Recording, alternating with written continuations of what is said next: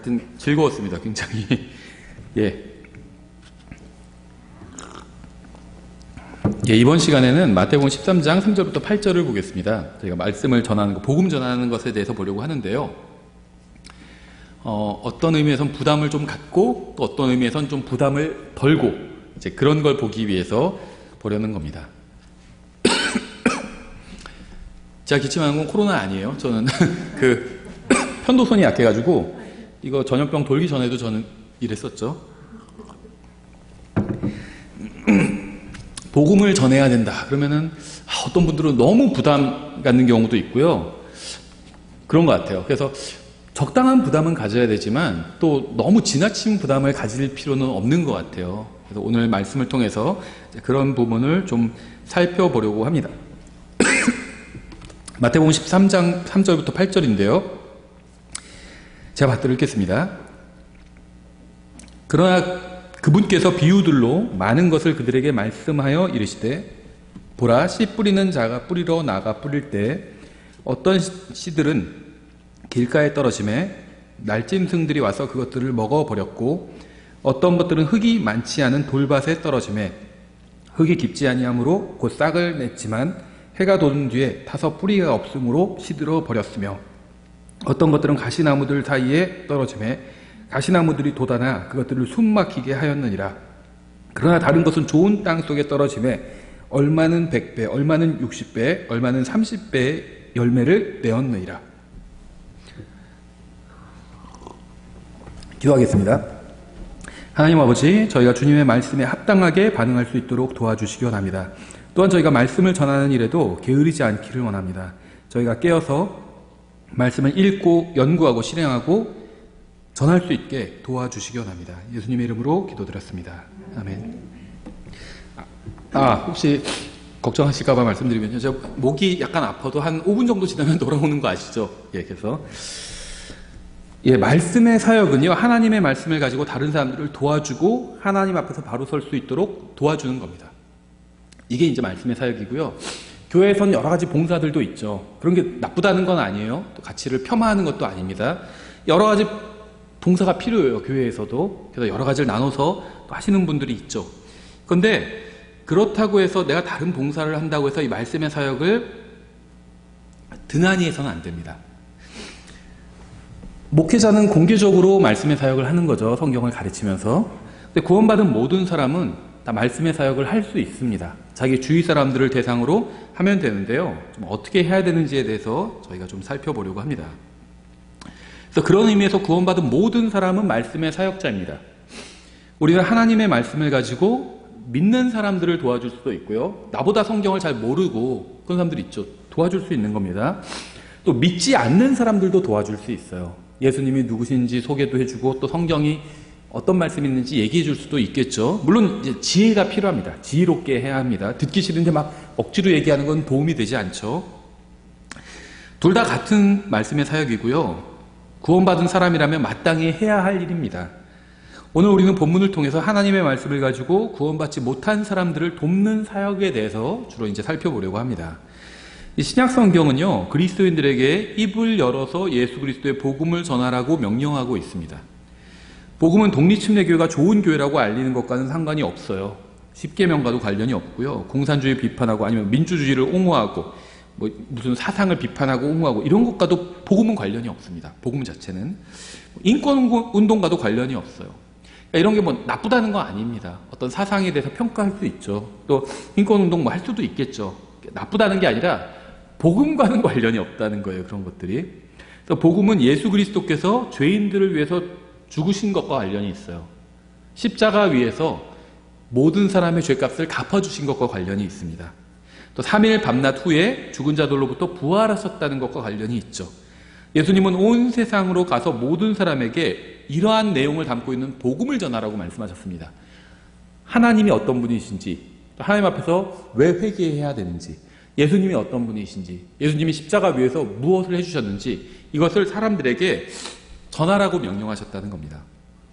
본문에 나오는 이 씨 뿌리는 자가 누구인지는 몰라요. 물론 예수님을 상징할 수도 있겠죠. 어떤 면에서는 그런데 어떤 면에서는 그렇지 않을 수도 있어요.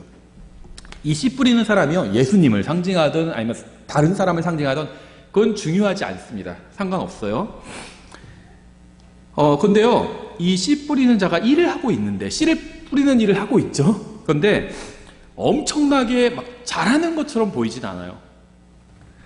어떤 의미에서 보면요, 오히려 씨앗을 낭비하고 있는 것처럼 보입니다. 만약 여러분이 어떤 일꾼을 고용했는데 재료의 4분의 3을 제대로 된 곳이 아니라 엉뚱한 곳에 던진다면 여러분은 다시는 그 사람을 고용하지 않을 겁니다. 그렇죠? 재료의 4분의 3을 낭비한 거예요. 씨 뿌리는 자의 비유에는 4가지 부류의 그 씨에 대한 반응, 말씀에 대한 반응이 나오죠. 3가지는 잘못된 반응이었어요. 1가지만 바른 반응이었죠. 그래서 열매를 맺게 됩니다. 그러니까 씨앗을 4개 뿌렸는데 하나만 열매를 맺은 거예요. 100개 뿌렸으면 25개만 열매를 맺은 겁니다. 그렇게 본다면 아주 이 사람이 효율적으로 일했다, 이렇게 생각이 되지는 않는 것 같아요. 하지만 예수님께서는요, 이 비유에 나오는 이 일을 제대로 하지 못하는 것처럼 보이는 75%는 낭비한 사람이잖아요. 이 일꾼에 대해서 단 한마디 비평도 하지 않으셨어요. 이 사람은 지금 씨앗을 낭비하고 있다. 가능하면 좋은 땅을 찾아서 좋은 땅에 다 100% 다 거기에 부어야지, 안 좋은 땅, 무슨 돌밭 이런 데 또 막 씨를 뿌렸잖아요. 아무데나 막 뿌린 거예요. 이 사람은 75%가 낭비된 거예요.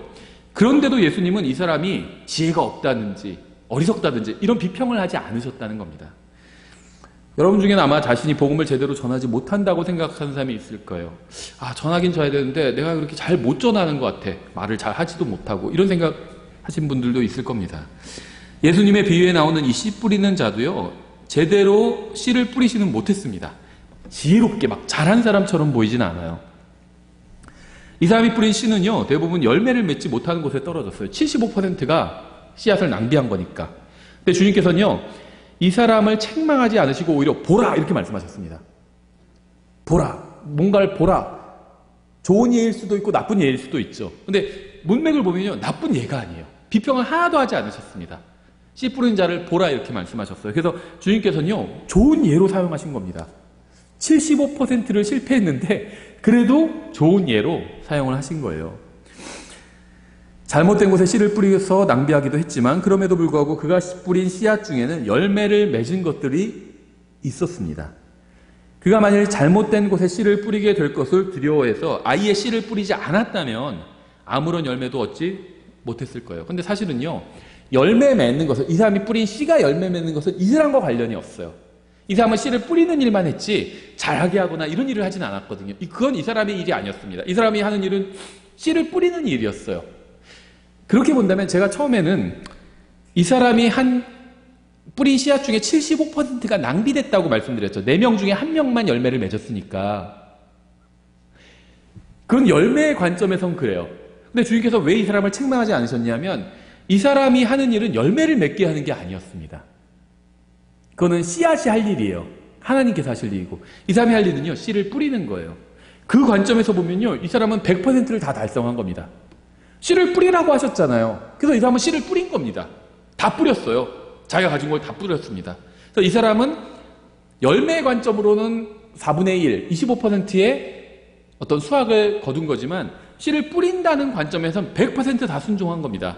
그래서 이 사람은요, 아무 책망도 받지 않았습니다. 우리는 본문에 나온 씨 뿌리는 자와 관련해서 3가지를 생각해 보려고 하는데요. 첫 번째는 이 씨 뿌리는 자는 나가서 씨를 뿌렸습니다. 두 번째는 그는 자신의 일을 능숙하게 하지는 못했고요. 75%의 씨앗을 낭비했습니다.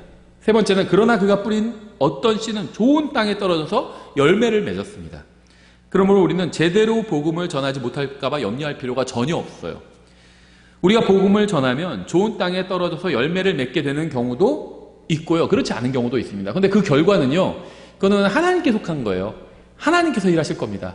우리가 할 일은 씨를 뿌리는 겁니다. 한번 생각해 보세요. 어떤 사람, 예를 들면 이런 생각 해보신 적 있어요? 성경을 선물로 주면 어떨까요? 우리가 성경도 있고요. 성경을 선물로 줄 때도 있죠. 누군가에게. 그 다음에, 근데 성경을 이거 받아가지고 예수님 믿게 될까? 이렇게 생각될 때가 있어요. 뭐 복음 책자를 같이 주기도 하고요. 근데 어떻게 생각하세요? 성경을 선물로 주면 이게 효과가 있을까요? 성경이 뭐 한두 푼 하는 건 아니잖아요. 그래도 지금 뭐 3만 원에서 한 5만 원 정도 이렇게 돼 있더라고요. 성경이 보통. 효과가 있을까요, 이게? 효과가 있어요. 제가 그 효과 열매입니다. 전 누군가가 선물로 저에게 전 그분이 누군지도 몰라요. 저희 어머니 친구분이셨는데요. 저한테 성경을 선물로 주셨어요. 30여 년 전에. 제가 그 성경을 읽다가 예수님을 만나게 됐습니다. 그냥 그 사람이 아니라 성경을 선물로 준 것밖에 없어요. 근데 저는 예수님을 만나게 됐어요. 효과가 있었던 거죠. 성경을 선물로 줘도 효과가 있어요. 전도지 선물로 줘도 효과 있을 수 있어요. 전도책자 줘도 효과 있을 수 있습니다. 몰라요, 우리는. 효과가 있을지 없을지 모르는데 효과가 있다는 겁니다. 18절에 이렇게 됐어요. 그러므로 너희는 씨 뿌리는 자의 비유를 들으라. 어떤 사람이 왕국의 말씀을 듣고 그것을 깨닫지 못할 때에는 그 사악한 자가 와서 그의 마음속에 뿌려진 것을 채워가나니 이 사람은 길가의 씨를 받은 자니라. 이 본문에는 여러분이 기억해야 될 사실이 나오는데요. 어떤 사람들은 복음을 이해하지 못합니다. 그렇죠. 설명해줘도 잘 이해 못할 수도 있어요. 뭐 어쩔 수가 없습니다. 내가 복음을 더 잘 설명해 줄 수 있으면 그 사람이 이해 못하면 다시 설명해 주면 되는데 정말 잘 설명했는데도 이해하지 못하는 경우도 있어요. 근데 여러분이 먼저 전하지 않는다면 누가 복음을 이해할지 이해하지 못할지 어떻게 알 수 있을까요? 그 사람이 복음을 잘 이해할지 이해하는 사람인지 이해 못하는 사람인지 우리는 모르잖아요. 전해봤더니 이해하지 못하더라고. 그럼 그건 어쩔 수 없어요. 근데 전했는데 잘 이해하더라. 받아들이더라. 이런 경우도 있어요. 제가 혹시 들을까봐 그 아주 오래된 일인데요. 한 거의 30년 정도 된 일인데요. 어떤 분이 다른 사람한테 진리를 전해줬어요. 근데 전해주는 사람은요, 제가 지금 기준으로, 그 다음 뭐 이름 밝히지도 않고 아마 이 설교 들을 일도 없을 테니까 말씀드리면, 굉장히 잘 전하지 못했어요. 그냥 표현이나 모든 것이 굉장히 서툴렀고요. 그랬습니다. 제가 봤을 때 그냥 보통 정도의 이렇게 아주 똑똑한 사람이 아니었어요. 근데 그 복음을 제 기준으로는 굉장히 똑똑한 사람이 들었습니다. 그래서 지금 사역자가 지금이 아니라 오래전에 사역자가 돼서 하나님 말씀을 가르치고 있어요. 덜 똑똑한 사람이 그냥 전했는데 똑똑한 사람이 그걸 보고 듣고 받아들이고 사역자까지 된 거예요. 그러니까 어떤 일이 일어날지 모릅니다. 저 사람 나보다 똑똑한데 내가 복음 전할 수 있을까? 전할 수 있어요. 하나님의 말씀에 능력이 있거든요. 하나님께서 이 말씀을 통해서 일하시는 겁니다.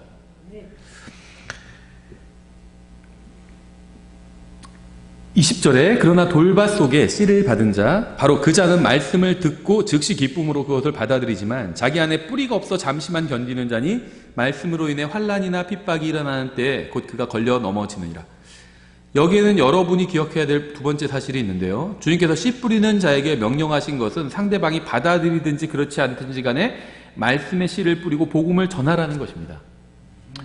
어떤 사람들은 복음을 받아들이지 않을 것처럼 보이기도 합니다. 근데 그건요, 우리가 판단할 바가 아니에요. 다만 우리가 그 사람한테 걸림이 되게 전하면 안 되겠죠. 그 사람 막 바쁘게 일하는데 옆에 가가지고 제가 지금 복음을 전하겠습니다. 그러면은 짜증나겠죠. 바쁘게 막 일하는 사람 옆에서 그러면 안 되겠죠. 양해를 구하고 제가 지금 전해도 되겠습니까? 근데 그 사람이 저 지금 바빠서 안 돼요. 그러면은 그냥 전도지만 주고 나올 수도 있겠죠. 방해를 하면 안 돼요. 그러니까 정말 최대한 신사적으로 나이스하게 그렇게 전해야 됩니다. 근데 우리는요, 그 다음에 들을 사람인지 아닐 사람인지 알지 못한다는 겁니다. 그리고 상대방이 받아들이든 받아들이지 않든 간에 그거는 우리의 책임은 아니라는 거예요. 주님께서 우리에게 복음을 전하라고 하셨지 그 다음에 받아들이게 해라 이렇게 명령하지는 않으셨습니다. 받아들이게 하면 좋아요. 그건 전 나쁘다는 얘기가 아닙니다. 설득을 잘하고 내가 설명을 잘해줘가지고 또 노력을 하고 그 사람이 거부해도 내가 지치지 않게 또 가서 또 끈질기게 설득하고 뭐 그럴 수도 있겠죠. 근데 받아들이고 안 받아들이고는 그 사람의 자유예요. 때로는 어쩔 수 없을 때도 있어요. 우리의 역할은 복음을 전하면 되는 겁니다. 한번 생각해 보세요. 상대방이 받아들이지 않았다고 해서 낙심하거나 이럴 필요가 없습니다. 내가 복음의 내용을 정확히 전했으면 되는 거예요. 예수님께서 말씀하시는데도 그것도 거절하는 사람들이 있어요. 복음서에 나오잖아요.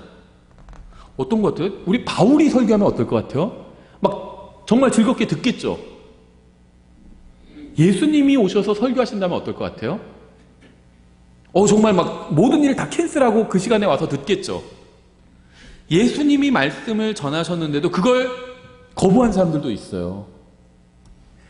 충분히 내가 아무리 복음을 잘 전해도 상대방이 거부할 수 있다는 겁니다. 근데 그거는요, 나의 책임이 아니에요. 그 사람의 책임입니다. 배고프다는 사람한테 음식을 갖다 줬어요. 내가 음식이 많이 있어요. 근데 누가 배고프다고 그래요. 외면하면 내가 잘못된 거겠죠. 예를 들면 사람들에게 음식을 나눠주라고 누가 나한테 음식을 많이 맡겨놨어요. 배고픈 사람한테 나눠주라고. 근데 옆에 배고픈 사람이 와요. 그럼 난 나눠줘야 되죠. 내가 주지 않으면 나의 책임입니다. 그래서 내가 그 사람한테 가서 음식을 줬어요. 여기 이 음식 한번 맛보세요. 이거. 근데 그 사람이 거부해요. 싫어요. 그러면 이제 그건 더 이상 그 사람이 굶어 죽어도 내 책임은 아니라는 겁니다. 그러니까 우리가 할 일은 우리가 주님께서 우리에게 맡겨주신 일, 해야 되는 일 뭐냐면 복음을 전하는 거예요. 그 다음에 그 결과는 그거는 하나님과 그 사람과의 문제입니다. 그 다음에 도움을 청하면 근데 이 부분이 잘 이해가 안 돼요. 그럼 내가 도와줄 수 있으면 도와주면 되죠. 내가 설명해 줄 수 있으면 설명해 주면 됩니다. 근데 내가 보니까 좀 헷갈려요. 그러면 설명해 줄 수 있는 사람 소개시켜 주면 돼요. 근데 그 사람이 도움을 요청하지 않으면 더 이상 내가 할 수 있는 건 사실 없습니다. 잘 아는 사람이면 그 사람 위해서 기도하고 다음에 만났을 때 또 말 걸어볼 수는 있겠죠. 전에 제가 드렸던 전도직자 한번 읽어보셨어요? 이렇게 물어볼 수 있겠죠. 근데 그 사람이 거부하면은 더 이상 어쩔 수가 없어요. 우리가 할 일은요, 복음을 전하는 거예요. 거기까지만 하면 주님께 칭찬을 듣는 겁니다. 이 씨 뿌리는 자는요, 주님께 아주 칭찬을 들은 사람이에요. 보라 하고 샘플로 보여주셨잖아요. 왜냐면요, 이 사람은 자기가 가진 씨를 다 뿌렸어요. 주님께서 우리에게 요구하시는 것도 그겁니다. 거기까지예요. 그 다음에 누가 구원받고 안 받고는요, 그 사람과 그 당사자와 하나님과의 개인적인 문제예요. 개인적으로 어떤 죄가 막혀있기 때문에, 아니 뭔가 이유가 있어서 그 사람이 구원을 거부하는 걸 수 있습니다. 그건 몰라요, 우리는. 그 사람과 하나님과의 문제다. 우리의 일은 그 사람에게 복음을 전하고 예수님을 소개시켜 주는 겁니다. 예수님께서 십자가 위에서 무엇을 해주셨는지 알려주는 거예요. 거기까지만 하면 우리가 할 일을 했다는 겁니다. 그러니까 복음 전도라고 하면 너무 부담 느끼는 분들이 있는데요. 너무 부담 느낄 필요는 없어요. 내가 이 사람을 설득하라고 그러면 그건 쉽지 않죠. 다른 사람을 설득한다는 건요, 이건 쉬운 일이 아니에요. 아이들 설득하는 것도 어려워요, 때로는. 제가 어지간하면 다 답을 해주거든요. 이제 큰애가 계속 물어봐요. 왜요? 계속 물어봐요. 어지간한 건 답을 해주는데 나중에는 지금 빤히 시간도 없고 급한데 뭐를 하라고 그러는데 또 이거 왜요? 이럴 때가 있어요. 그럴 땐 그냥 해! 그렇게 얘기하거든요. 그 어느 거는 설명을 하려고 보니까 이게 설명이 좀 이게 잘 생각 안 나는 것도 있어요. 그러면 그거는 그냥 해. 아빠가 그냥 하라면 하는 거야. 이렇게 얘기를 하거든요. 가능하면 제가 설명을 해주려고 했지만 때로는요, 다 설명해 줄 수 없을 때도 있습니다. 다른 사람을 설득하는, 아이를 설득할 때도 쉽지 않을 때도 있는데, 다른 사람을 설득하는 게 쉬운 일이 아니에요.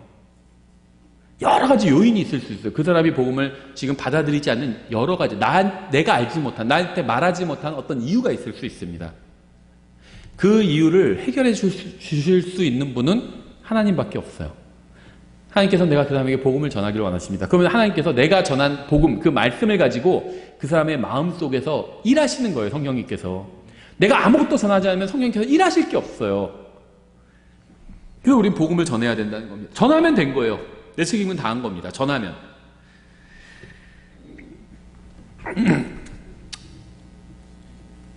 예, 이 일꾼은요, 못하는 것처럼 보였지만 주님께서는 책망하지 않으셨죠. 자기가 할 일을 했기 때문입니다. 22절, 가시나무들 사이에 씨를 받은 자 또한 말씀을 듣되 이 세상의 염려와 재물의 속임수가 말씀을 숨막히게 함으로 열매 맺지 못하게 되는 자니라. 한때는 우리나라에서 인사가 부자 되세요 그거였죠. 지금은 쏙 들어갔어요. 감사하게도. 왜냐면요, 성경에 보면요, 하나님의 어떻게 보면 신성 모독적인 표현일 수도 있는데 성경에 나온 거니까 그냥 말씀드립니다. 하나님의 굳이 라이벌을 꼽자면 마귀가 아니에요. 사람들은 하나님이냐 마귀냐 여기서 고민하는 사람은 아무도 없습니다. 재물이에요. 재물. 돈. 이게 하나님의 라이벌입니다. 생각해보세요. 하나님께 경배를 드리러 간다. 그런데 내가 마귀에게 경배하러 가느라고 하나님께 경배 드리러 가지 못했다. 이런 사람은 없습니다. 하나님과 마귀의 사이에서는 잘 갈등을 안 해요, 사람들이. 근데 구원받은 사람들, 특히 하나님을 믿는 사람들은 그 사이에서 갈등 안 합니다. 어디서 갈등하느냐? 이제 자기 육신의 문제로 갈등하는 사람들이 있고요. 더 많이 갈등하는 건 바로 돈이에요, 돈. 하나님이냐, 만몬이냐. 그래서 성경은 너희가 하나님과 만몬은 재물이거든요. 재물의 신이에요. 재물입니다. 그러니까 재물 그 자체. 그러니까 하나님과 만몬을 겸하여 섬길 수 없다고 분명히 말씀하고 있죠. 많은 사람들이요, 만몬을 섬기느라 하나님을 섬기지 못할 수 있어요. 그런데 이 재물이 이 세상에서 많은 것들을 해결하는 것처럼 보입니다. 그렇죠? 돈이면 안 되는 게 거의 없잖아요. 거의 이 세상에서 일어나는 일은 거의 다 해결할 수가 있어요. 그래서 우리 성경에서 좀 이 중의적인 표현 때문에 성경에서 좀 다른 식으로 번역했는데, 돈이 모든 것을 답하느니라 이렇게 성경 말씀하고 있죠. 앤서라고 말씀하고 있어요. 돈이 모든 것에 답한다. 그 말은 뭐냐면요, 뭔가 이해되지 않은 일이 있으면 그 이면엔 돈이 있다는 겁니다. 돈 때문에 뭔가 그 사람 배설만 할 사람이 아닌데 막 저기 가서 붙어 있어요. 돈 때문일 수 있다는 거죠. 돈이 파워가 막강합니다. 그런데 돈의 파워는요, 딱 이 세상에서만 힘을 낼 수가 있어요. 이 세상 삶 이후에는 아무런 힘을 내지 못합니다. 그래서 재물의 속임수라고 말하고 있어요. 마치 돈이 다인 것처럼 보여요. 재물의 속임수입니다. 이게 말씀을 숨막히게 한대요. 말씀이 내 안에 들어왔는데 재물에 대한 속임수 때문에, 재물에 대한 걱정과 그 생각 때문에 말씀을 한쪽으로 치워놓은 거예요. 말씀이 숨막히고 있는 겁니다. 열매 맺지 못하게 되는 자니라. 이 사람도 복음을 받아들이지 않았습니다. 씨 뿌리는 자의 비유에 나오는 앞에 세 사람은 복음을 받아들이지 않은 사람들입니다. 그러나 이들은 모두 다 씨 뿌리는 자로부터 씨는 받았어요. 말씀을 들었다는 겁니다. 복음을 들었다는 거예요. 이 씨 뿌리는 자의 일은 씨를 뿌리는 겁니다. 그 우리가 할 일이 정확히 이거예요. 씨를 뿌리는 겁니다. 말씀을 뿌리는 거예요. 모든 사람을 구원하는 것은 씨 뿌리는 자의 일이 아닙니다. 그거는 누구의 일이냐? 추수의 주, 수확하시는 주님의 일이에요. 이 씨 뿌리는 자의 일은요, 모든 사람에게 복음을 전하는 거예요. 씨 뿌리는 자는 모든 사람을 설득하지는 못했지만 모든 사람에게 하나님의 말씀을 전하는 일을 할 수 있습니다. 우리가 할 일이 바로 그거라는 거예요. 하나님의 말씀을 전하는 건데, 특히 어떤 걸 전하느냐? 예수 그리스도께서 십자가 위에서 우리를 위해서 무엇을 해주셨는지 그 부분을 전해주면 돼요. 그거를 다른 사람한테 믿게 하는 건 쉬운 일이 아니죠. 전해줄 수는 있어요. 얘기해줄 수는 있잖아요. 우리가 할 일은 그걸 얘기해주는 거라는 거예요. 전달해주는 겁니다. 본문에 나온 씨 뿌리는 사람은 엄청난 결과를 만들지는 못한 것으로 보이지만, 씨를 뿌리라는, 즉 복음을 전하라는 주님의 명령에 순종하는 데는 100% 성공했습니다. 아무런 결과가 없고 사람들이 비웃기 때문에 복음을 전하는 것을 그만두는 경우도 있어요. 사람들이 전도지를 찢어버리고 복음을 거부하기 때문에 복음 전도를 그만두는 경우도 있습니다. 그러나 이 모든 것은 우리의 문제가 아니에요. 주님의 명령에 순종해서 씨를 뿌렸다면 어떤 결과가 나오든 간에 주님께 칭찬을 듣고 상급을 받을 겁니다. 시킨 일을 했기 때문에 급여가 나와야 돼요. 전단지 뿌리는 일을 하는 아르바이트 하는 분들 있잖아요. 전단지를 보고 찾아와야지만 아르바이트 그 페이를 받는 게 아니죠. 뿌리면 돼요. 뿌리면. 마찬가지입니다. 우리가 복음을 전하면 됩니다. 이 복음을 전했지만 별다른 소득이 없었다고 불평하는 사람들이 있어요. 그런데 주님께서는요, 이미 모든 결과를 알고 계셨습니다. 주님께서는 마태복음 13장에 나온 비유를 통해서 복음을 전해도 허탕치게 되는 경우가 많음을 미리 보여주셨어요.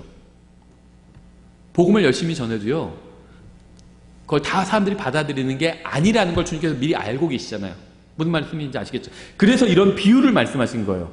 너희가 열심히 복음을 전한다고 해서 그게 다 열매를 맺지는 못할 것이다. 이걸 주님께서는 알고 계시기 때문에 미리 비유를 통해서 말씀하셨잖아요. 그럼 이 말씀하신 의도가 뭘까요? 다 아니까 괜찮아. 씨앗을 100군데 뿌렸다고 해서 100군데 다 싹이 나오지는 않을 거야. 난 다 알고 있어. 그냥 너희가 전하기만 하면 돼. 그 결과는 너희한테 추궁하지 않을 거야. 지금 그 말씀을 하고 있는 거예요. 이 비유를 말씀하신 이유가 아신다는 거예요. 결과를 아시기 때문에 이거를 비유로 말씀하신 겁니다. 주님께서는. 괜찮다는 거예요. 가시적인 성과가 일어나지 않아도 괜찮다는 겁니다. 목회자로 부름받아서 목회를 하는데 막 사람들이 몇천 명 모이지 않아도 괜찮다는 거예요. 말씀을 신실하게 전하기만 했으면 된다는 겁니다. 똑같아요. 말씀의 사역이란 게 결과는 상관없다는 거예요. 아신다는 거예요. 주님께서 다 받아들이지 않는다는 걸 아신다는 겁니다. 주님도 3년 반 동안 겪어보셨잖아요. 말씀을 전했더니 막 오히려 주님이 말씀을 전하는데 거기 막 돌을 집어넣는 사람도 있어요. 결과를 아세요. 주님은 다 받아들이지 않는 거란 걸 아십니다. 주님도. 그래서 상관없다는 거예요. 그냥 시킨 일만 하면 된다는 겁니다. 사람들한테 복음을 전하면 그것으로 충분하다는 겁니다. 내가 복음을 전했는데 열심히 전했는데 믿는 사람이 아무도 없으면 시간 낭비한 것이라고 생각하는 사람들도 있어요.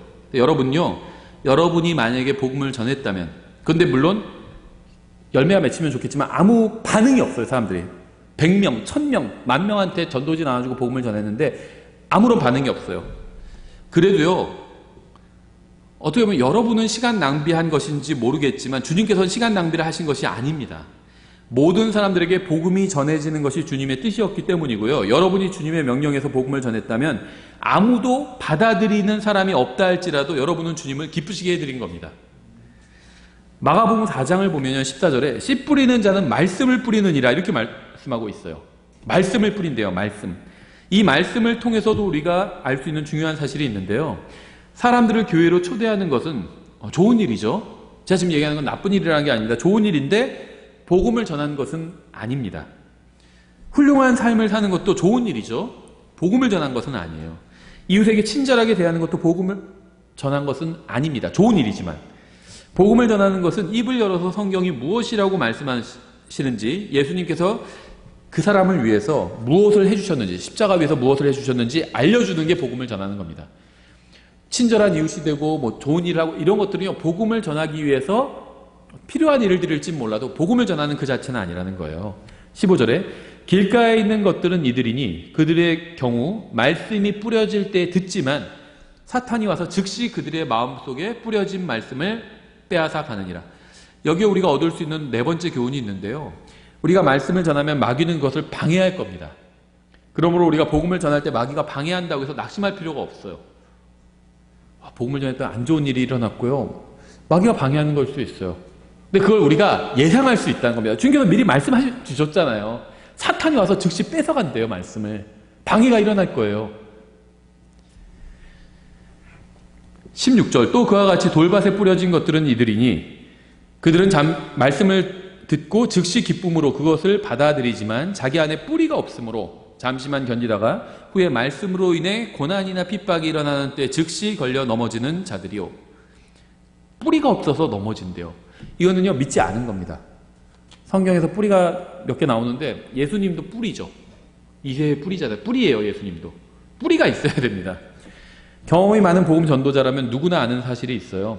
복음을 전할 때 그것을 받아들인 사람이 주님을 영접하는 모습을 보는 기쁨은 정말 큽니다. 그런데 주님을 영접한 사람이 교회에 나오겠다고 약속까지 했는데 다음 주에 오지 않아서 연락해보니까 전화를 받지도 않는 경우도 또 허다해요.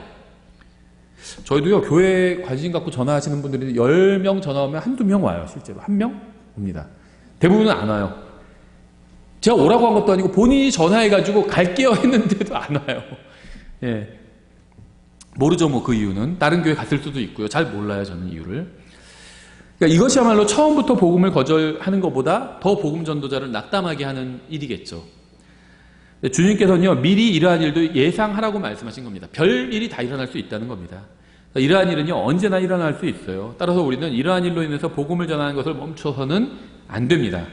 복음을 받아들인 사람을 성장하게 하는 것은 하나님께서 하실 일이에요. 우리가 할 일은 복음을 전하는 겁니다. 그러니까 복음을 우리가 전하면 그 씨가 뿌리를 내리게 하는 것도 그것도 하나님과 그 사람 사이의 일이고요. 뿌리를 내려서 그럼 구원받은 거죠. 성장하게 하는 것도 그건 하나님께서 하실 일이라는 겁니다. 18절 가시나무들 사이에 뿌려진 것들은 이들이니 그들은 말씀을 듣되 이 세상 염려와 재물의 속임수와 다른 것들에 대한 정욕이 들어와 말씀을 숨막히게 하여 열매 맺지 못하게 되는 자들이니라. 그리스도인이 되면 자신의 인생을 더 이상 즐기지 못하고 망쳐버릴 것이라고 생각하는 사람들이 있어요.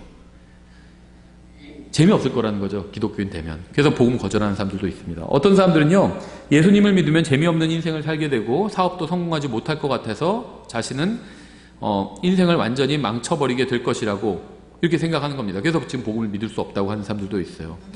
복음을 전하면 다 듣고 나서 복음을 이해는 하겠지만 믿지는 않겠다고 하는 사람들도 있습니다. 저도 여러 번 경험해 봤어요. 얘기도 잘 돼가지고 1시간 정도 들어줬어요. 그 다음 듣기 싫다고 하면 제가 더 이상 전할 수 없죠. 양해를 해줘가지고 1시간 정도 복음을 전했더니 무슨 말인지는 알겠대요. 이해는 가겠는데 솔직히 지금 그렇게 믿고 싶지 않다는 거예요. 그렇죠. 이런 사람들을 보면요, 힘이 빠지고 낙담이 됩니다. 예수님께서는 이러한 일에 대해서 무엇이라고 말씀하셨을까요? 주님께서는요, 씨 뿌리는 자의 비유를 통해서 우리가 복음을 전하다가 이런 일을 당할 것을 예상하라고 말씀하신 겁니다. 그거 괜찮다고 말씀하신 거예요. 네 책임이 아니라는 겁니다. 우리 책임이 아니에요. 여러분이 열심히 복음을 전하는데 그 사람이 거부한다. 여러분 책임이 아니에요. 그건 그 사람 책임입니다. 하나님께서도 하실 일을 하셨죠. 십자가 위에서 우리 죄값을 갚아주셨잖아요. 하나님께서는 하실 일을 다 해주신 거예요. 우리도 할 일을 했어요. 누군가에게 우리가 복음을 전했다면 할 일 다 한 겁니다. 그 사실을 모른다고 해서 알려줬잖아요. 복음을 전해줬잖아요. 그럼 우리도 할 일을 다 한 거예요. 그럼 이제 그 사람이 회개하고 복음을 받아들이면 되는 겁니다. 근데 그 사람이 싫다고 그래요. 그럼 그 사람과 하나님 사이의 문제라는 겁니다. 주님은 정말 관대하신 분이에요. 씨 뿌리는 자의 비유에 의하면 주님께서는 우리가 하는 일의 75%가 실패해도 받아주실 겁니다. 여러분 생각해 보세요. 시험을 봤더니 75%를 틀려왔어요. 그러니까 25점 맞아왔다면 어떠시겠어요? 보통 40점부터가 낙제거든요, 세상에서는. 그렇죠, 과락. 어떤 시험 보면요, 과락이에요, 40점부터가. 25점 맞아왔어요. 애가 25점 맞아왔으면 어떠실 것 같아요? 이거 뭐 잘했네. 이러지는 않겠죠. 뭐라고 할 것 같아요, 그렇죠? 주님께서는요, 우리가 명령에만 순종한다면 25점을 받아도 기뻐하신다는 겁니다. 우리가 그보다 못한 점수를 받아도요, 주님의 말씀에 순종해서 복음을 전했다는 그 자체만으로 주님께서는 우리에게 보상해 주실 거예요. 선교사들 이야기를 보면 이런 일들 많이 나와요. 아도니람 저드슨이라고 정말 지금 버마의 침례교회들이 있는데 다 이 사람의 열매예요. 7년간 복음을 전했는데요, 아무도 회심자가 없었어요. 7년간. 이 사람 그 간증을 읽어보면요, 이 사람 아주 유명한 사람인데요, 간증을 읽어보면 기가 막혀요, 정말. 7년간 복음을 전했는데 아무도 없고요, 같이 왔던 부인, 아이들 다 지금으로부터 한 100년 전이니까 어떻겠어요? 100년 전에 아시아 정글이에요. 그럼 뭐 약이 없겠죠. 부인도 죽고요, 아이도 죽고 다 죽었어요. 복음은 7년간 열심히 전했는데 구원받은 사람은 아무도 없고. 그래서 이 사람 어떻게 했는 줄 아세요? 땅 파서 부인 묻고 아이 묻고 하나 더 파가지고 자기도 거기에 누워 있었어요. 그랬더니 동네 마을 사람들이 찾아왔어요, 나중에. 선교사가 내려와서 계속 자기네 마을에서 복음을 전했는데 이 사람 안 보이기 시작하니까 걱정돼서 온 거예요. 그랬더니 무덤 파서 거기에 누워 있는 거예요. 그 절망감이 어땠겠어요? 근데 물론 이제 나중에 다시 회복이 됩니다. 그리고 버마어 성경 번역하고 버마어 영어 그 사전을 만들어요, 이 사람이. 그 사전이 지금도 쓰여요. 그 이후로는 뭐 물고가 터져가지고 나중에는 많은 사람들이 예수님을 믿게 됩니다. 그 버마 교회에 미랄이 된 사람이에요, 이 사람은. 근데 엄청난 어려움이 있었다는 겁니다. 주님께서는요, 우리가 복음을 전할 때 사람들이 거절할 것을 예상하고 계십니다. 주님께서 우리가 열심히 복음을 전해도 많은 열매를 맺지 못할 수도 있음을 미리 예상하고 계세요. 혼내시는 게 아니에요. 복음을 전하면 그걸수록 100명한테 전했는데 100명이 다 거절했다, 상관없어요.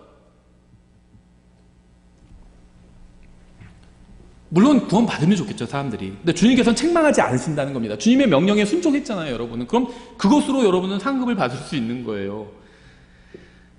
주님께서는요, 우리의 사역으로 해서 아무런 결과가 나오지 않아도 전혀 놀라지 않으실 겁니다. 주님께서는 원하시는 것은 그저 사람들이 여러분의 입을 통해서 선포되는 복음의 말씀을 듣게 되는 거예요. 그 다음에 주님께서 알아서 하시겠다는 거예요. 지금 당장은 아무도 안 믿는 것 같아도 나중에 믿게 될 수도 있어요. 그걸 사용하실 수 있다는 겁니다, 주님께서. 이 씨 뿌리는 자의 비유에 나온 복음을 거절하는 모든 사람들의 공통점이 있어요. 그들은 모두 다 진리를 들었다는 겁니다. 이것이 바로 하나님께서 우리에게 원하시는 거예요. 하나님께서는 모든 사람이 우리를 통해서 진리를 듣기 원하십니다. 우리 주위에 있는 모든 사람이. 복음을 받아들여야 하는 것은 사람들의 일이고요, 그 결과는 그들이 책임지게 됩니다. 우리 책임이 아니에요. 사람을 구원하는 것은 하나님의 일이죠. 우리의 일은 입을 열어서 복음을 전해서 모든 사람이, 우리 주위에 있는 모든 사람이 복음을 듣게 하는 겁니다. 그게 우리의 일이에요. 이것은 우리 모두 할 수 있는 일입니다. 그렇죠. 우리 중 단 한 사람도 이것을 하지 못할 사람은 없어요. 말하기가 어려운 사람은 전도지라도 줄 수 있잖아요. 할 수 있어요. 20절, 좋은 땅에 뿌려진 것들은 이들이니 그들은 말씀을 듣고 그것을 받아들여 얼마는 30배. 그러니까 제가 항상 믿는 게 받아들이는 거다, 요한복음 1장 12절에 근거해서 그렇게 말씀드리죠. 여기서도 나오죠. 그것을, 말씀을 듣고 그것을 받아들여. 다른 말로 하면 그것을 믿었다는 거죠. 얼마는 30배, 얼마는 60배, 얼마는 100배 열매를 내는 자들이니라 하시니라. 마태복음과 마찬가지로 마가복음의 말씀도 우리에게 용기를 주고 있습니다. 우리가 주님의 말씀에 순종해서 복음을 꾸준히 전하면 좋은 땅에 복음의 씨가 떨어져서 열매를 맺을 수도 있다는 겁니다. 우리가 복음을 열심히 전하면 구원받을 수 있는 기회가 더 많은 사람들에게 제공된다는 거예요. 5장의 전도지를 건네준 것보다 1000장의 전도지를 건네주면 더 많은 사람들이 복음을 듣게 되고요. 구원받을 수 있는 기회를 얻게 되겠죠. 우리가 한 사람에게 복음을 전하는 것보다 10사람, 100사람에게 복음을 전하면 더 많은 사람들이 구원받을 수 있는 기회가 생기는 거죠. 누가복음을 또 보겠습니다. 이제 하나님께서는 씨 뿌리는 자의 비유를 3번에 걸쳐서 말씀하셨어요. 성경에. 그래서 저도 이 세 비유를 한번 다 찾아보는 겁니다. 누가복음 8장 11절 이렇게 됐어요. 세 비유가 비슷한데 약간은 달라요. 한편 그 비유는 이러하니라. 씨는 하나님의 말씀이요. 씨는 말씀이긴 한데 어떤 말씀이냐면 바로 하나님의 말씀입니다. 이게 중요해요. 하나님의, 앞에서는 처음엔 씨라고 그랬죠. 그 다음에 마가복음에서는 말씀의 씨라고 그랬죠. 근데 누가복음에서는 정보가 점점 더 많아지는 거예요. 하나님의 말씀의 씨래요. 여기에 능력이 있는 겁니다. 우리 말에는요, 능력이 없어요. 아무리 우리가 속된 말로 말빨이 좋아도요, 우리 말에는 능력이 없습니다. 하나님의 말씀에 능력이 있어요. 그래서 이걸 전해주면 됩니다. 12절, 길가에 있는 것들은 말씀을 듣지만 그때 마귀가 와서 그들의 마음에서 말씀을 빼앗아감으로 믿지 못하고 구원받지 못하는 자들이니라. 마가복음에서는 사탄이 와서 말씀을 빼앗아간다고 했는데 누가복음에서는 마귀가 와서 말씀을 빼앗아간다고 이렇게 하고 있죠. 이것으로 우리는 사탄이 바로 마귀라는 사실을 알 수 있어요. 사탄은 마귀다. 대문자 더 데블이죠. 그렇게 얘기하는 근거가 이거예요. 똑같은 짓을 하고 있어요. 정체를 알려주고 있죠. 그래서 성경에서요, 왜 이렇게 복음서 3개가 비슷한 얘기들을 하고 막 겹치고 그럴까? 겹치지 않아요. 겹치는 것도 있지만요, 서로 다른 정보를 줍니다. 그래서 이걸 쫙 맞춰보면요, 정리가 돼요, 정보들이. 이 구절은 또한 말씀을 믿으면 구원을 받는다는 사실을 보여주고 있어요. 이것을 방해하는 것은 마귀라는 사실도 이 구절을 통해서 알 수 있죠. 여기서는 다른 데서는요, 다른 표현했는데 이 누가복음은요, 구원이라는 표현을 아예 해버렸습니다.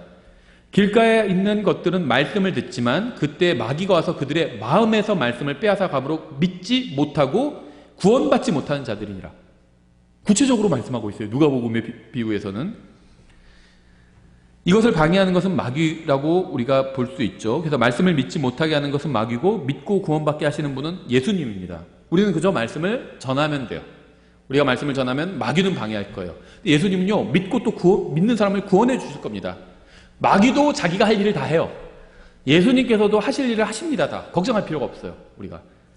내가 보험 전에 저 사람 구원받지 못하면 어떻게 되지? 그거 걱정할 필요 없어요. 그 사람이 구원받고 싶은 마음이 있으면 예수님께서 그냥 구원해 주십니다. 다. 걱정할 필요가 없어요. 우리가 할 일만 제대로 하면 돼요. 13절, 바위에 있는 것들은 들을 때 기쁨으로 말씀을 받아들이지만 뿌리가 없어 잠시 믿다가 시험의 때에 떨어져 나가는 자들이요. 이사야서 53장 2절에 의하면 예수님께서 뿌리시죠.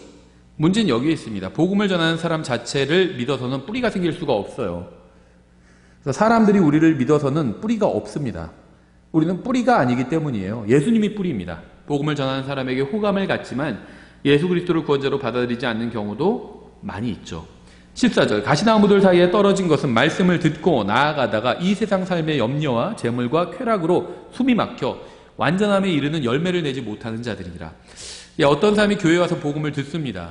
지옥에 가는 것보다 하늘나라에 가기를 원한다고 생각하죠. 그래서 잠깐 복음에 호감을 갖고 듣다가 이 세상의 쾌락을 생각하고 복음을 포기하고 세상으로 가버리는 사람도 있어요. 복음을 받아들이면 술을 마시고 즐길 수 없을 거라고 생각하고 복음을 포기하는 사람도 있습니다. 복음을 받아들이면 사업을 확장하는데 지장이 생긴다고 생각하는 사람들도 있어요. 이러한 사람을 본다 할지라도 우리는 실망할 필요가 없다는 겁니다. 계속 복음을 전하는 것이 우리의 일이라는 거예요. 하나님께서 다 예상하고 계시다는 겁니다. 상관하지 말라는 거예요. 15절, 그러나 좋은 땅에 있는 것은 말씀을 들은 뒤 정직하고 선한 마음 속에 그것을 간직하여 인내로 열매를 내는 자들이니라. 구원받고 성장까지 했다는 거예요.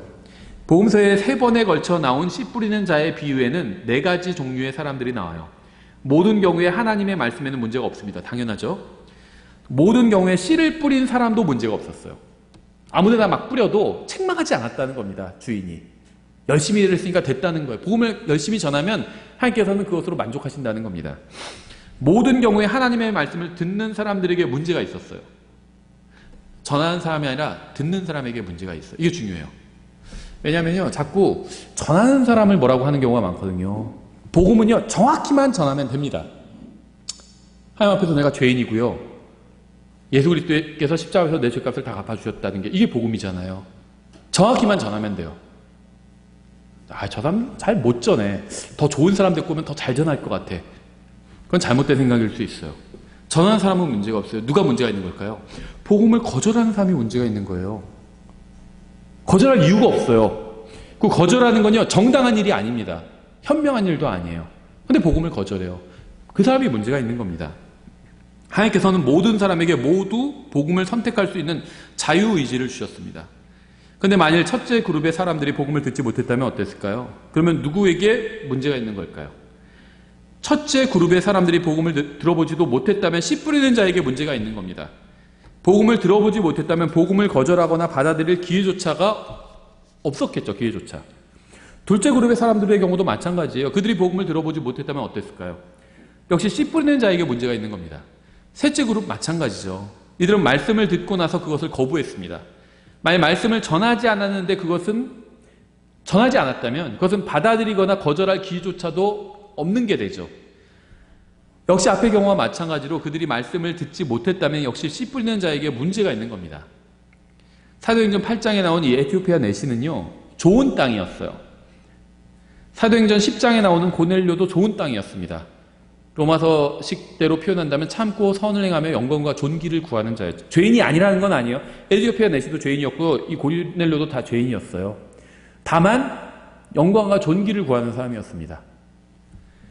그러나 만약 씨 뿌리는 자가 나가서 씨를 뿌리지 않았다면 좋은 땅조차도 아무런 열매를 맺을 수 없게 됩니다. 에티오피아 내시한테 누가 복음을 전해줬죠? 빌립이 전해줬죠. 빌립이 거부했다면, 빌립에게서 복음을 듣지 못했다면, 이사야의 글을 읽고 있었잖아요. 그래서 이게 누구를 말하는 거냐 물어봤잖아요. 같이 옆에 타라고 했죠. 옆에 타면서 빌립이 그걸 거기서부터 풀어서 복음을 설명해 준 거죠. 이사야서 53장은 정말 구약 성경에 나온 복음을 직접적인 예수 그리스도의 대속을 직접적으로 설명하는 장이잖아요. 근데 거기서 빌립이 글쎄요, 이게 누구더라? 내가 전에 배우긴 배웠는데 저도 좀 오래돼서 까먹었네요. 이렇게 얘기했다면 그럼 제가 어떻게 해야 되죠? 그러니까 일단 저희 교회 나오세요. 저희 교회 목사님 설교가 아주 기가 막히거든요. 우리 교회 규모도 크고요. 우리 지역에서는 우리 교회가 최고예요. 우리 교회 나와서 열심히 봉사하시고요. 그러면은 나중에 구원받을 수 있어요. 이런 식으로 얘기해줬다면 어떻게 됐을까요? 에티오피아 내시는요, 좋은 땅이었음에도 불구하고 구원받지 못했겠죠. 이 에티오피아에, 이거 거의 공식적인 얘기예요. 에티오피아에 복음이 어떻게 들어갔는지 아세요? 이 사람 통해서 들어갔어요. 그래서 에티오피아는 기독교가 들어갔어요. 아주 초기부터. 거의 2000년 전에 들어갔어요. 에티오피아는 기독교가. 이 사람 때문에 들어갔다고 그렇게 돼 있어요. 그 에티오피아 교회사에서는. 근데 만약에 이 사람이 복음을 듣지 못했다면, 빌립이 이상한 얘기를 했다면, 복음이 아닌 다른 얘기를 했다면, 잠깐만 있어봐. 복음 전하려면 먼저 회개하고 복음을 믿는 건데, 회개하면 이 사람 죄인이라고 하는데, 에티오피아 내신 이 지금 재무부 장관이에요. 이 사람한테 내가 죄인이라고 했다가, 내가 큰일 나는 거 아니야? 그러니까, 선생님 정도면 뭐 훌륭하시죠. 장관님 힘도 있잖아요. 정직하게 또 이 자리까지 오셨잖아요. 아부를 떨었다면 어땠을까요? 구원받지 못하는 거예요. 그러면 아무리 좋은 땅이라 할지라도. 고넬료도 마찬가지죠. 아무리 좋은 땅이라도요, 씨가 뿌려지지 않으면 자랄 게 없어요. 씨가 일단 뿌려져야지 뭐가 자라든 말든 뭘 하죠. 씨를 뿌려야 된다는 겁니다. 우리는 하나님의 말씀에 좋은 씨를 어느 곳이든 어떤 곳이든 때에 맞든지 맞지 않든지 간에 뿌려야 돼요. 말하기 어려울 수도 있죠. 그럼 전도지라도 주면 돼요. 바쁜 사람 두고 막 계속 얘기할 수 없잖아요. 저도 기름 넣을 때 복음을 전하기는 어려워요. 근데 기름 넣을 때 이제 카드를 계산을 하잖아요. 그때 전도지 같이 주거든요. 그럼 그건 받아야 대부분. 그렇죠. 안 받을 수는 없어요. 카드 주는데 이렇게 피하는 사람 못 봤어요. 받고 봐요. 일단은. 그렇죠. 그럼 그 다음에 그게 읽던지 읽지 않던지는 그건 그 사람의 몫이에요. 그러니까 말로 복음 전하기 어려운 경우들이 있어요. 전도지라도 줄 수 있습니다. 그래서 이거 꼭 한번 읽어보세요. 이렇게 얘기하면 되죠. 그 다음부터는 그 사람의 몫이라는 겁니다. 말로 물론 할 수 있으면 하는 게 좋죠. 저는 좀 들어보고 싶어요. 그런데 그냥 이거 읽어보세요. 이러면 안 돼요. 그건 설명을 해줘야 됩니다. 그렇죠. 전도서 11장 4절에 기되어 있어요. 바람을 살피는 자는 씨를 뿌리지 못할 것이요 구름들을 주목하는 자는 거두지 못하리로다. 이 말씀의 의미는요, 완벽한 상황은 없다는 겁니다. 씨를 뿌려도 바람이 막 불어. 이건 못 뿌리겠네. 이거나 마찬가지예요. 완벽한 건데 상황은 없어요. 우리가 말씀의 씨를 뿌리는 것을 방해하고 우리를 낙담시키고 실망시키는 상황은 늘 존재합니다. 전도서 11장 5절 이렇게 됐어요. 영의 길이 무엇인지 또는 아이된 여자의 태 속에서 뼈들이 어떻게 자라는지 내가 알지 못하는 것 같이 모든 것을 만드시는 하나님의 일들도 내가 알지 못하니라. 지금은 이거 아는데? 초음파 검사 해보고 보면 아는데? 이렇게 생각할지 몰라도요. 그 초음파 검사 해보니까 그런 거죠. 안 해보는데 알아요? 모르니까 초음파 검사하는 거 아닌가요? 그렇죠. 잘 자라고 있나 못 자라고 있나 모르잖아요. 그러니까 초음파 검사 해보는 거예요. 잘 자라고 있나? 그러니까 초음파 검사가 이 말씀을 무슨 그 모순이라고 하는 그런 말씀이 절대 아니라는 겁니다. 오히려 입증해주는 말씀이에요. 그렇죠. 몰라요. 사람은 뱃속에서 어떻게 자라는지 아기가. 초음파 검사 해보는 거예요. 하나님께서 이렇게 말씀하고 계신 겁니다. 내가 너희들에게 말한 씨 뿌리는 자의 비유를 이해하겠느냐. 너희는 우리가 뿌린 씨가 제대로 열매를 맺는 것처럼 보이지 않는다고 하지만 한번 생각해봐라. 너희도 태 속에서 뼈를 자라게 할 수 있니? 영의 길이 무엇인지 이해할 수 있니? 너희가 이런 것도 알지 못하면서 어찌해서 씨를 뿌려야 하는 때를 안다고 할 수 있겠느냐. 이런 말씀을 하는 겁니다. 몰라요. 사람은. 우리가 모르는 게 한두 개인가요? 우리가 모른다고 해서 안 하는 게 아니라는 겁니다. 비행기가 어떻게 날아가는지 양력과 무슨 법칙들이 있잖아요. 그 막 기술들이 들어가 있고 비행기는 막 모든 기술들이 집약돼 있죠. 그거 다 이해하세요? 이해 못해요. 그냥 이해 못해도요. 티켓 끊고 그냥 타고 갑니다. 그러면 된다는 겁니다. 하나님의 말씀, 과연 이 말씀을 믿고 어떻게 구원받을 수 있을까? 이런 생각이 들 수 있어도 전하라는 거예요. 우리가 다 알고 하는 거 아니잖아요. 항상 밥 먹을 때 무슨 소화가 어떻게 되는지 아세요? 어떻게 들어가지고 어디로 가서 무슨 소화가 어떻게, 그 과정 다 아세요? 몰라요. 그냥 먹는 겁니다. 그렇게 하라는 거예요. 다 몰라도 돼요. 말씀을 전하라는 겁니다. 그럼 하나님께서 일하시겠다는 거예요. 하나님께서는요, 우리에게 복음을 전할 적절한 시기에 대한 조언을 구하신 적이 없어요. 주님께서 우리에게 조언을 구하시는 것이 아니라 가서 복음을 전하라고 명령하고 계신 겁니다. 6절 이렇게 되어 있어요. 아침에 내 씨를 뿌리고 저녁에 내 손을 금하지 말라. 이것이 잘 되는지 저것이 잘 될지 혹은 그것들 둘 다 똑같이 좋게 될지 내가 알지 못하느니라. 이 말씀을 이해하시겠나요? 아침에 복음의 씨를 뿌리고 저녁에도 복음의 씨를 뿌립니다. 아침에 출근할 때 지하철에서 전도지 막 지하철에서 출근하는 길에 무슨 1000장을 나눠주라는 게 아니에요. 3장만 줄 수도 있죠. 3장. 그럼 1년에 1000장이죠. 근데 저녁에 퇴근할 때도 3장을 주면요 1년에 2000장이 되는 거예요. 출퇴근하면서. 왜냐면요 언제 어떻게 뿌린 씨가 좋은 땅에 떨어져 뿌리를 내고 싹을 낼지 모르기 때문입니다. 우리는 언제 어디서 어떻게 뿌린 씨가 영원에 이르는 열매를 맺어 100배의 결실을 낼지 우리는 몰라요. 지난 여러 해 동안 열심히 복음을 전했지만 아무런 결과가 없었다고 말하는 사람들도 있을 겁니다. 근데 그렇다 할지라도 오늘 뿌린 씨가 좋은 땅에 떨어져 열매를 맺을지 누가 알까요? 평생 복음을 전했지만 아무런 결과가 없었다고 말하는 사람도 있을 겁니다. 그렇다 할지라도 오늘 뿌린 말씀의 씨가 좋은 땅에 떨어져서 구원의 역사가 일어날 줄 누가 알아요? 내가 그냥 전도지를 우연히 줬는데 그 사람이 그걸로 구원받고요 헌신해서 정말 훌륭한 또 사역자가 될지 어떻게 알아요? 그 사람으로 인해서 1000명, 10,000명이 구원받게 될지 어떻게 알아요? 그럼 이러겠죠. 하늘에서 그 사람이 수만 명한테 복음을 전해서 사람들이 구원을 받게 됐어요. 그럼 사람들이 다 그 사람의 손을 붙들고 고마워하겠죠. 그때 나한테 복음을 전해줘서 너무 고마워요 그러겠죠. 근데 나는 여태까지 열매가 그 사람 하나예요. 그 사람 한 사람한테 복음 전했는데 그 사람이 딱 구원받고 나서는 엄청 열심히 복음을 전하러 다닌 거예요. 근데 내가 서로 인사 나오는데 내가 옆에 지나가요. 하늘에서 만나는데. 하늘나라에서, 새 예루살렘에서. 그럼 그 사람이 날 보고 그렇게 소개했죠. 형제님 사실은요 저분이 저에게 복음을 전해서 제가 구원받고 사역자가 돼서 이렇게 많은 사람들에게 복음을 전했습니다. 그러고 다니겠죠. 모른다는 겁니다. 무슨 일이 일어날지 누가 알아요? 우리가 뿌린 복음의 씨가 어떤 땅에 떨어져 얼마나 많은 사람들에게 복음을 전하는 열매를 맺게 될지는 아무도 모릅니다. 그러므로 우리는 주님께서 다시 오실 때까지 지속적으로 하나님의 말씀을 전해야 됩니다. 입으로 전하면 가장 좋고요. 입으로 전하기 어려울 때는 책을 줄 수도 있고요. 전도지를 줄 수도 있고요. 많아요, 방법이. 우리가 만나는 사람들에게 복음을 전해야 됩니다. 완악하고 교만하고 복음을 들을 것 같지 않은 사람들에게도 복음을 전해야 돼요. 저도 완악하고 교만하고 복음을 들을 것 같지 않던 사람 중 하나였어요. 저도. 하나님의 말씀은 그런 사람도 변화시키고 구원할 수 있어요. 하나님의 말씀. 나는 할 수 없어요. 우리는 할 수 없습니다. 하나님의 말씀은 할 수 있어요. 하나님께서 자신의 능력을 이 말씀에 주셨거든요. 그래서 복음에는 하나님의 권능이 있다고 성경 말씀하고 있잖아요. 로마서 1장에서도. 하나님의 말씀을 통해서 사람들이 구원받게 되었으면 좋겠습니다. 그런데 특히 우리를 통해서 사람들이 하나님의 말씀을 들으면 더 좋을 것 같아요. 그렇죠? 누군가 구원받는 걸 보는 건 정말 흐뭇한 일이죠.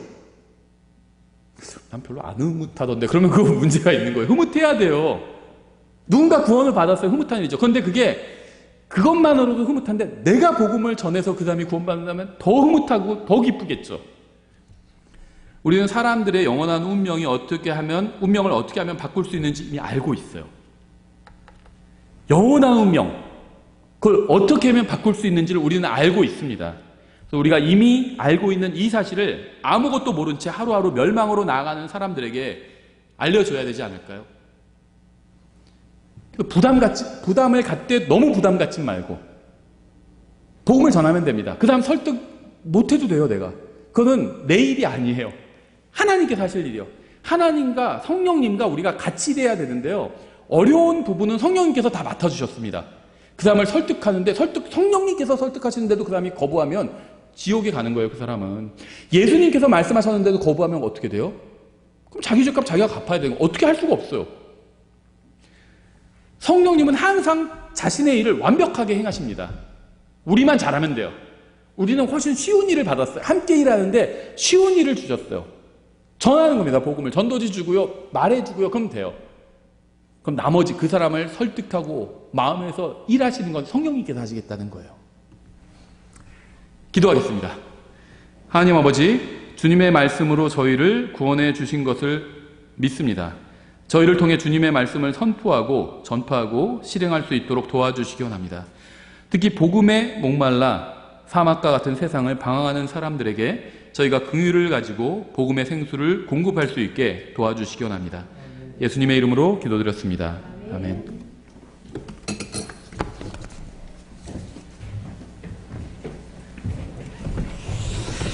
다 같이